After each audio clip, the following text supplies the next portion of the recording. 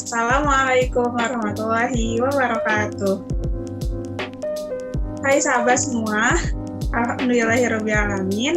Wassalatu wassalamu ala asyrafil anbiya'i wal mursalin wa ala alihi wa sahbihi ajma'in. Amma ba'du. Puji dan syukur kita panjatkan kehadiran Allah Subhanahu wa taala karena atas rahmat serta karunia-Nya kita dapat menyelesaikan tugas video ini. Lalu salawat serta salam selalu tercurah kepada Nabi kita semua, Nabi Muhammad SAW. Jadi pada kesempatan kali ini kami akan memaparkan sebuah materi pembelajaran mengenai zakat profesi untuk memenuhi tugas mata kuliah fikih, wakaf, dan zakat. Nah, sebelum itu izinkan kami untuk memperkenalkan diri terlebih dahulu. Perkenalkan, kami dari kelompok 14, kelas 2B, Ilmu Ekonomi dan Keuangan Islam. Perkenalkan, nama saya Risma dengan NIM 2009055. Selanjutnya, teman saya. Nama saya Fiali Septiani dengan NIM 2004888. Dan nama saya Tiara Puspa Rimadanti dengan NIM 2003734.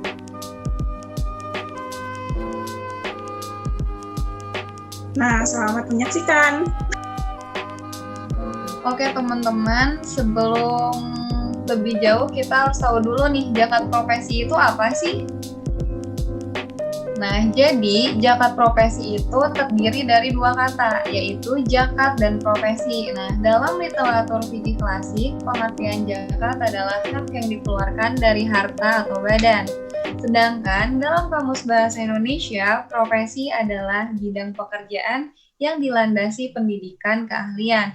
Nah, sedangkan menurut istilah, zakat profesi adalah zakat yang dikeluarkan apa yang diperoleh dari pekerjaan dan profesinya.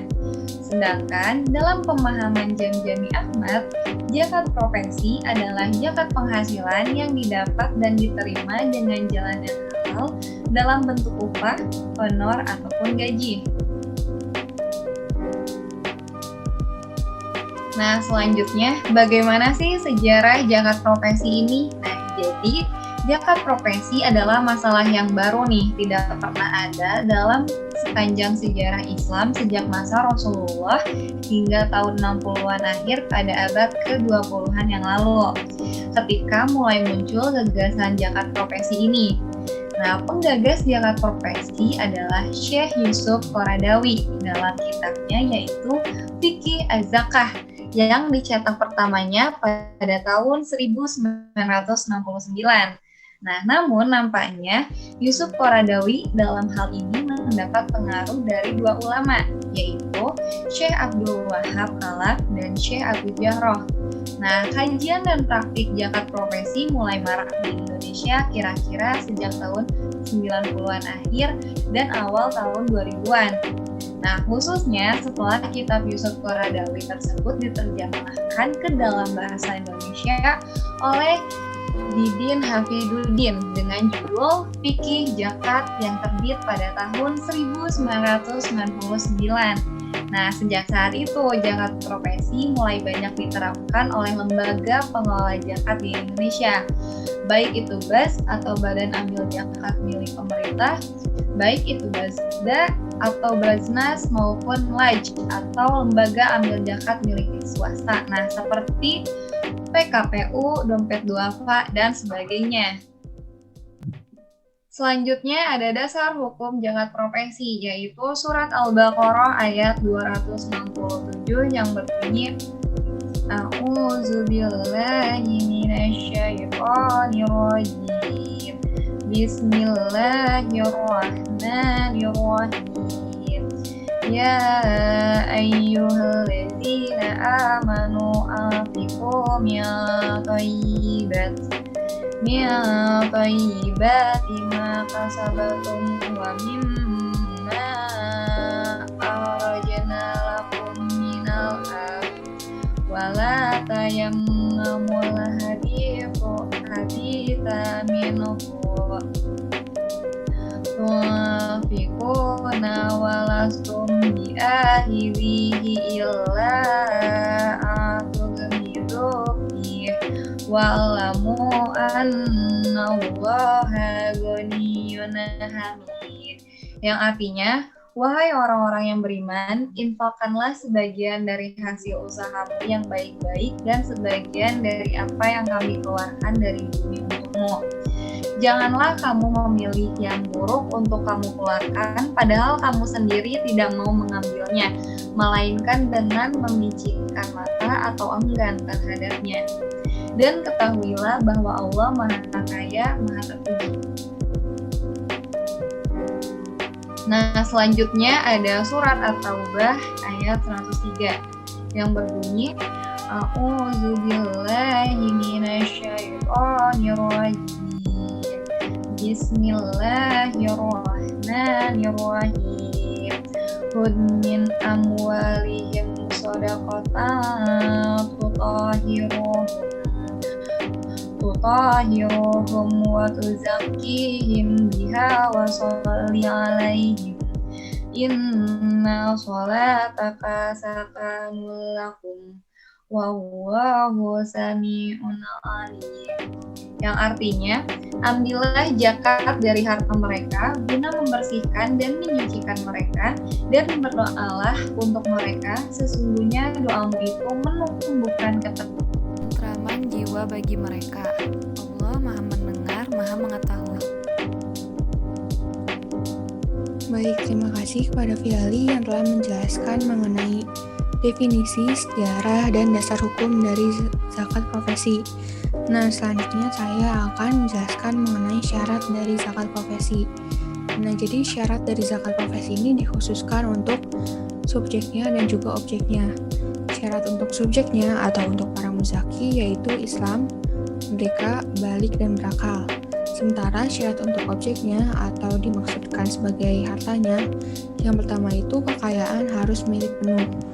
Yang kedua, harus berada dalam kontrol dan dalam kekuasaan yang punya. Artinya, dari dalam kekuasaan tersebut tidak tersangkut di dalamnya hak orang lain, baik kekuasaan pendapatan maupun kekuasaan menikmati hasilnya. Nah, yang ketiga yaitu berkembang. Maksudnya sifat kekayaan itu dapat mendatangkan income atau keuntungan dan pendapatan. Selanjutnya mencapai nisab. Selanjutnya lebih dari kebutuhan pokok. Artinya harta yang dipunyai oleh seseorang itu memenuhi kebutuhan dirinya dan keluarganya. Nah, maka harta tersebut dapat dizakatkan. Selanjutnya yang paling akhir yaitu bebas dari hutang.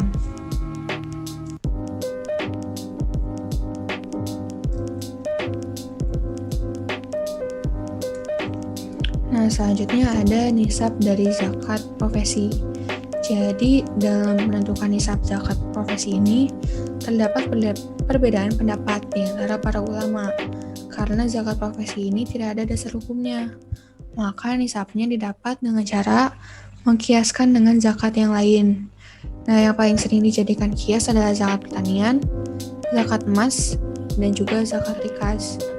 Nah, dari zakat emas sendiri, itu kiasnya adalah 5 wasak atau sekitar 520 kg dan tidak ada haulnya. Selanjutnya kalau dari zakat emas yaitu 85 gram dan haulnya yaitu selama 1 tahun, ataupun mengikuti dari zakat rikas, tidak ada haul dan tidak ada nisab. Nah, namun kemudian menurut Ustadz Adi Hidayat, kias yang paling tepat untuk zakat profesi ini adalah zakat pertanian. Nah, selanjutnya ada perhitungan dari zakat profesi. Dengan persentase zakat emas yaitu 2,5%, 5 atau 10% mengikuti kewajiban zakat tanaman, serta ada yang berpendapat juga 20% mengikuti zakat rikas.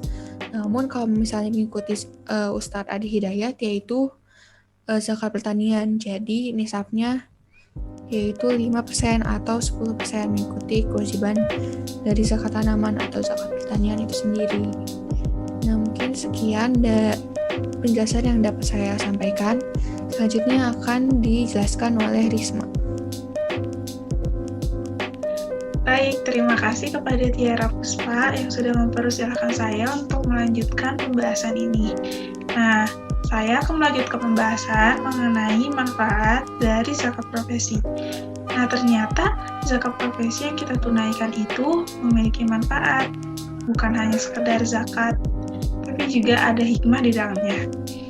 Nah, manfaatnya banyak sekali teman-teman. Langsung saja yuk kita simak. Nah, yang pertama adalah membersihkan harta kita dari kotoran. Lalu yang kedua, menyempurnakan iman dengan taat kepada perintah Allah dan Rasul-Nya. Yang ketiga, mendidik menjadi orang yang dermawan, melatih mempunyai sifat pengasih dan penyayang terhadap orang fakir miskin dan orang-orang yang membutuhkan. Dan yang keempat, peduli sesama dengan meringankan beban fakir miskin dan orang-orang sekitar yang membutuhkan. Yang kelima, membersihkan jiwa dari sifat kikir. Dan yang terakhir adalah sebagai rasa syukur kita kepada Allah SWT terhadap nikmat yang telah diberikan kepada kita. Nah, selanjutnya adalah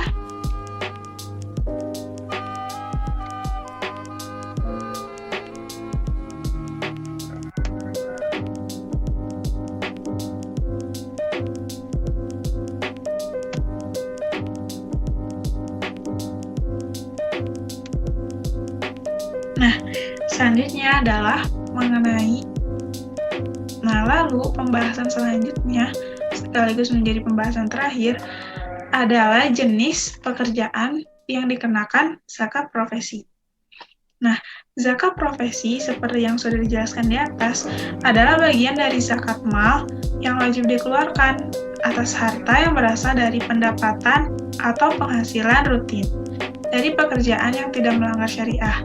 Jadi semua pekerjaan yang dilakukan seseorang itu tuh wajib dikeluarkan zakat profesi selama pekerjaan itu memang halal dan tidak melanggar syariah. Nah, di antara pekerjaan ini, saya berikan contoh sebagai berikut. Di antaranya seperti dokter, artis, youtuber, jaksa, arsitek, influencer, dosen, pilot, pramugari, pemadam kebakaran, dan masih banyak lagi. Nah, dari pembahasan di atas, agar kita semakin paham mengenai praktik dari zakat profesi ini, berikut kami akan paparkan contoh kasus dari zakat profesi ini. Nah, contoh kasus pertama akan saya jelaskan sendiri. Yang pertama adalah, contohnya seperti ini. Perhitungan zakat kali ini kita akan mengkiaskannya dengan zakat pertanian yang kadar zakatnya itu 5% atau 10%. Contohnya, Pak Andrea adalah seorang pengusaha. Ia mendapatkan penghasilan bersih dari usaha itu sebesar 42 juta rupiah dalam sebulan. Jika dikiaskan ke dalam zakat pertanian, bagaimanakah perhitungan zakatnya? Nah, jawabannya adalah seperti ini. Yang pertama, harga 1 kg beras adalah 15.000. Berarti nisabnya adalah 520 kg dikalikan 15.000 sama dengan 7.800. Jadi dari penghasilan 42 juta tersebut, Pak Andrea itu dikenakan zakat profesi karena sudah melebihi dari nisab. Nah, selanjutnya, karena dalam usahanya Pak Andrea mengeluarkan modal, maka kadar zakatnya adalah sebesar 5%. Nah, jadi 42 juta dikalikan 5% adalah 2.100.000. Maka zakat yang wajib dikeluarkan oleh Pak Andrea adalah sebesar 2.100.000 rupiah. 2.100.000 rupiah. Sekian, selanjutnya akan dilanjutkan oleh teman saya. Selanjutnya ada soal nomor 2, yaitu soalnya Kak Yosi adalah seorang YouTuber dengan penghasilan sebesar 7 juta dalam sebulan. Jika dikiaskan kepada zakat emas, bagaimana perhitungan zakatnya? Nah, jawabannya adalah harga 1 gram emas berkisar 900.000. Berarti nisab 85 gram dikali 900.000 adalah 76.500.000. Nah, sementara gaji dari Kak Yosi ini adalah 7 juta dikali 12 bulan dalam setahun, yaitu hasilnya 84 juta. Maka zakatnya adalah 84 juta dikali 2,5%.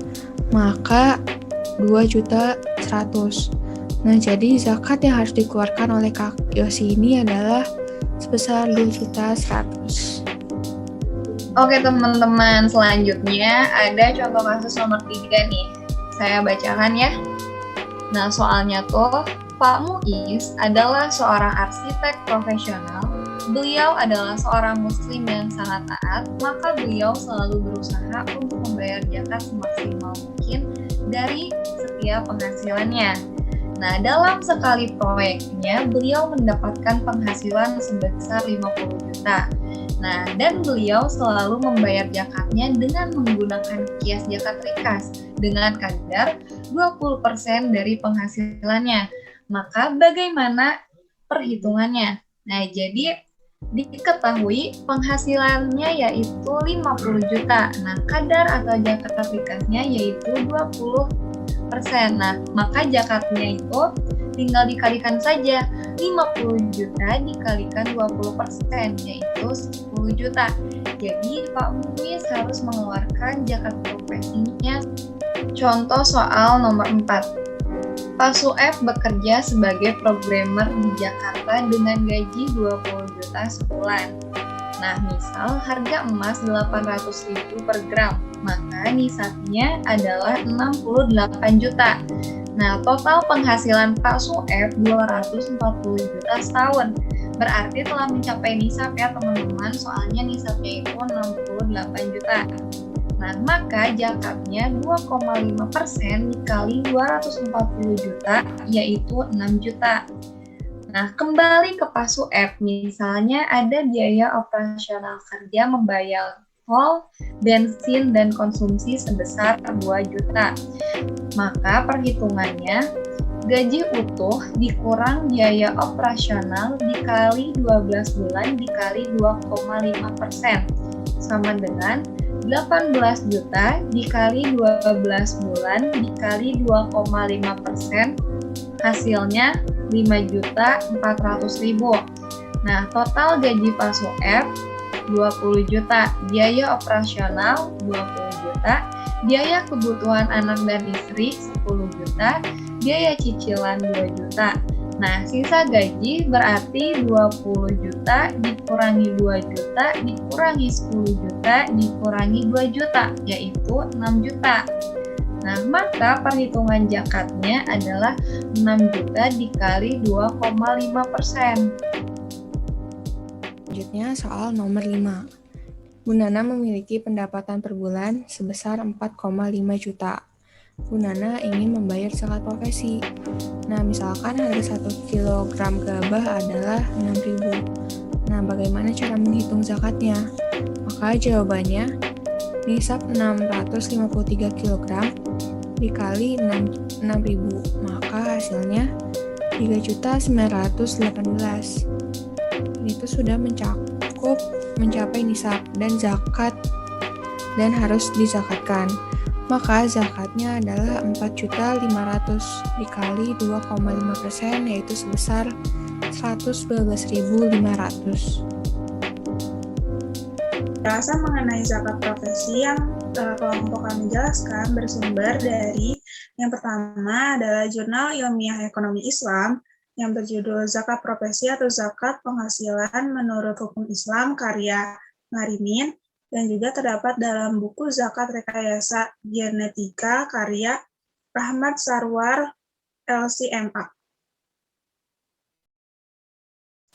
Alhamdulillahirrahmanirrahim. Gimana nih teman-teman? Semoga kalian paham ya apa yang telah kami jelaskan mengenai pemaparan zakat profesi tadi. Semoga ilmu yang kalian dapatkan dapat dipraktikkan dalam kehidupan sehari-hari. Dan juga jangan lupa untuk jangan pernah puas dengan ilmu yang kalian dapatkan dan terus belajar. Sekian dari kami. Dan jangan lupa like, Komen, dan subscribe.